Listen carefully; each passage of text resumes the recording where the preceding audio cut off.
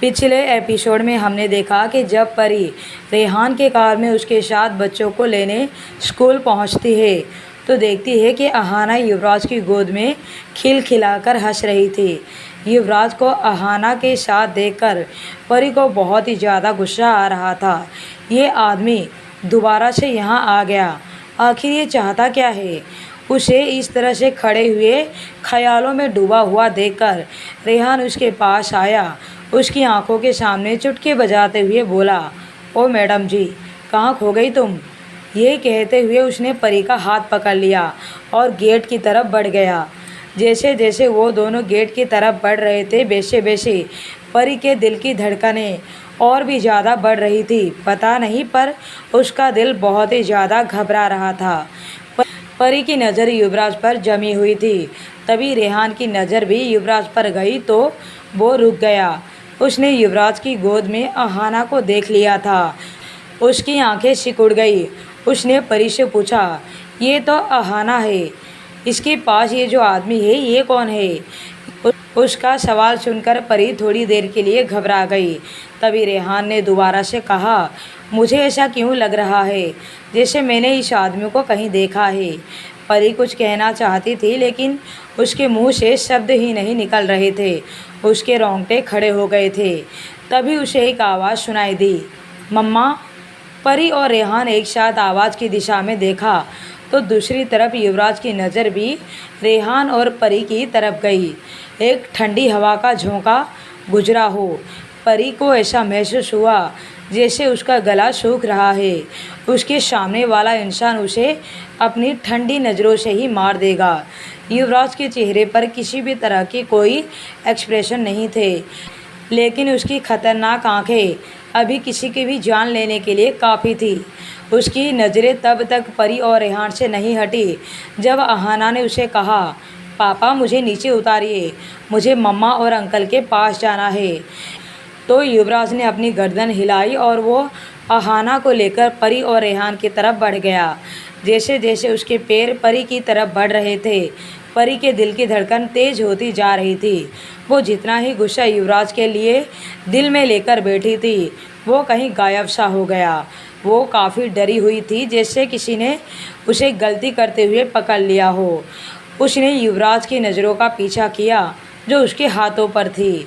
परी ने जल्दी से अपने हाथ को रेहान के हाथों से छुड़ाने की कोशिश की, लेकिन रेहान ने उसके हाथों को काफ़ी ज़्यादा मजबूती से पकड़ा हुआ था और उसका पूरा फोकस इस वक्त युवराज पर ही था। उसकी शक्ल हूबहू अहाना से मिलती थी।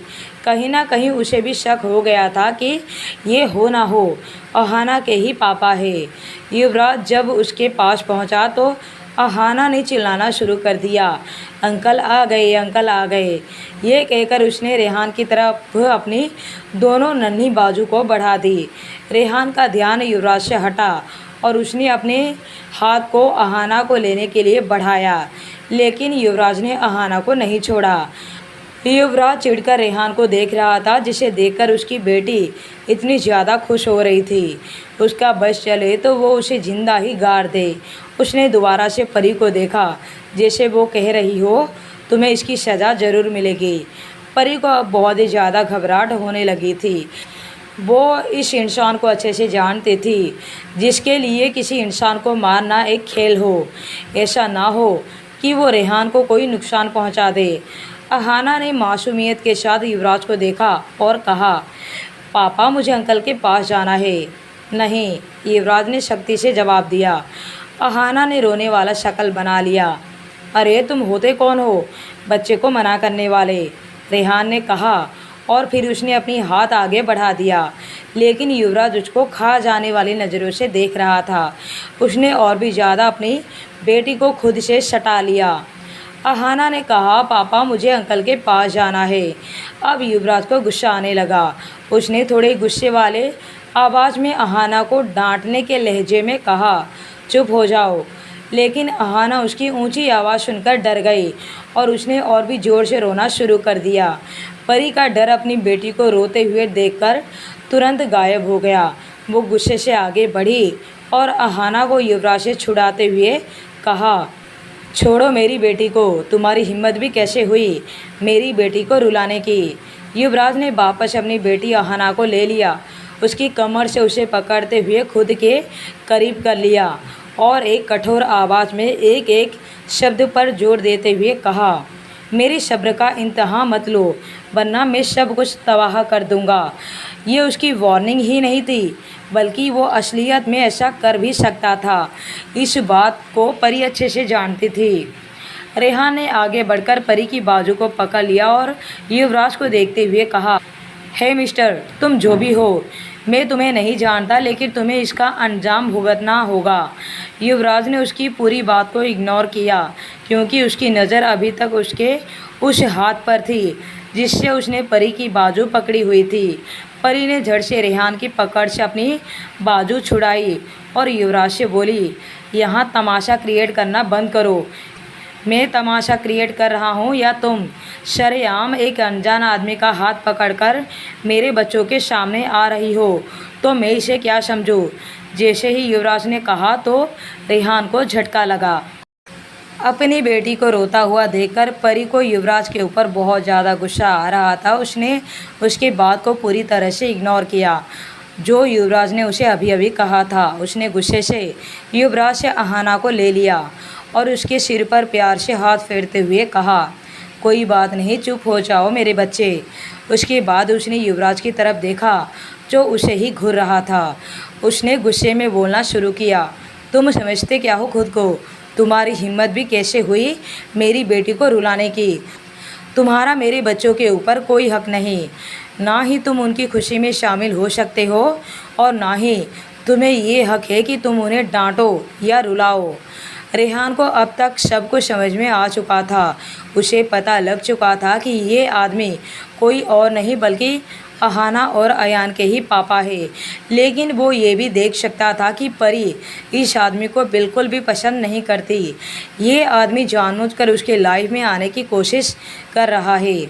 अब तो रेहान को भी गुस्सा आने लगा। उसका मन कर रहा था कि वो वहीं युवराज का मुंह तोड़ दे, लेकिन वो ऐसा नहीं कर सकता था। वो शहर का एसीपी था।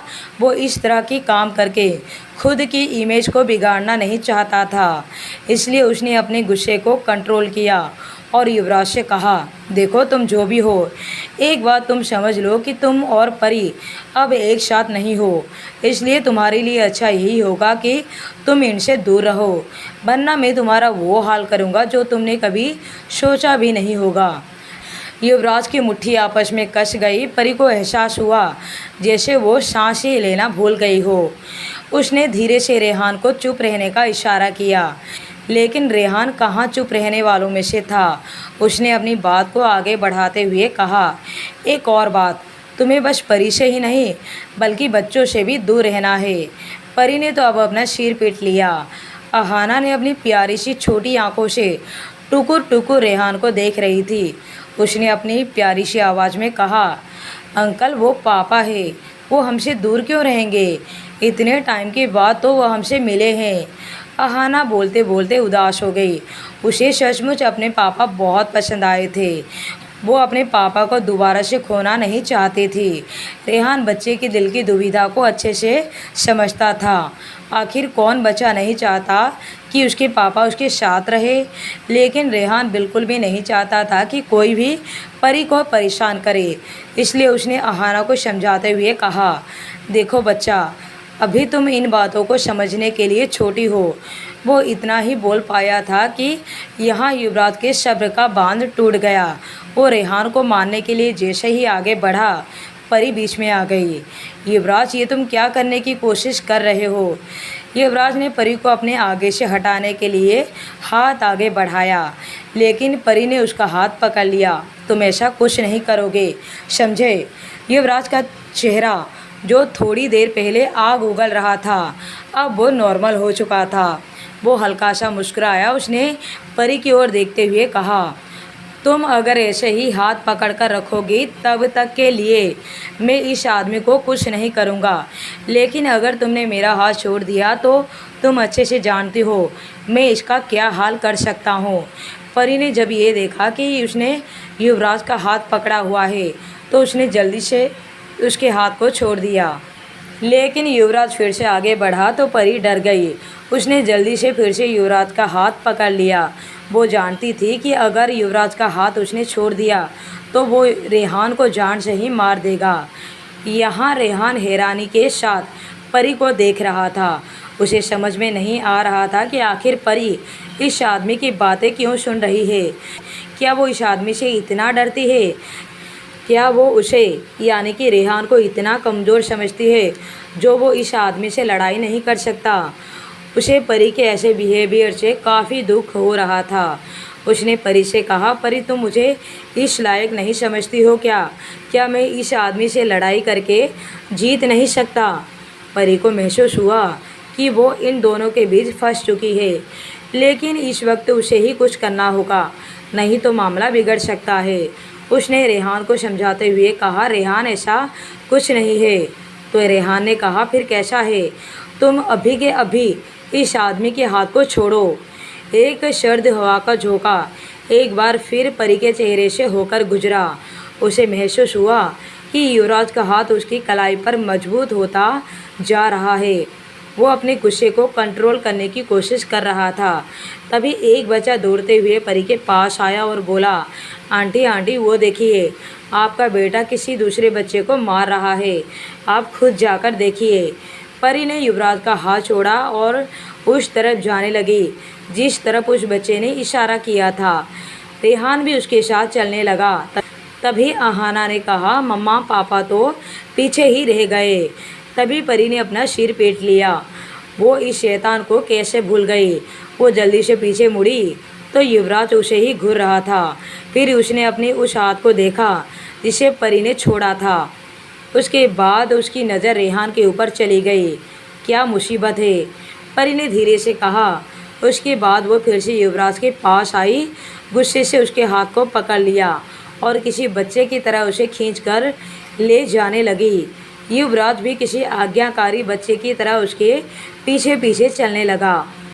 परी, युवराज और रेहान वहां पहुंचे तो देखा अयान लड़ाई कर रहा था।